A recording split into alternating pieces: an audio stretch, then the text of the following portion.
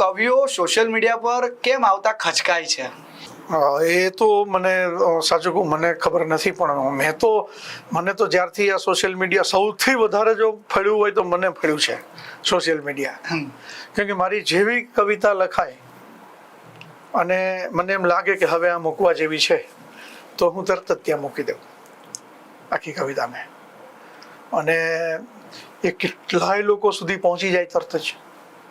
પહેલાંનો સમય એવી રીતનો હતો સાહેબ કે કવિતા લખાય પછી તંત્રી સાહેબોને આપીએ આપણે, અને તંત્રી સાહેબો પછી ખાસો સમય મૂકી રાખે, પછી કવિતા છાપે. એ એમની રીતે બરાબર હતા, બરાબર છે. પણ આજના સમયમાં શું છે કે પેલું ઝડપ એવી આવી ગઈ ને બધી, એટલે હા એનું પરિણામ એ પણ આવ્યું કે કવિતાના નામે ઘણું બધું છપાવવા માંડ્યું આખું, અને બધા એવું માનવા માંડ્યા કે આ કવિતા જ છે કવિતા. પણ કવિતા લખનારે પોતે વિવેક દાખવવો જોઈએ કે હું જે કાંઈ લખું છું એ યોગ્ય તો છે કે નહીં.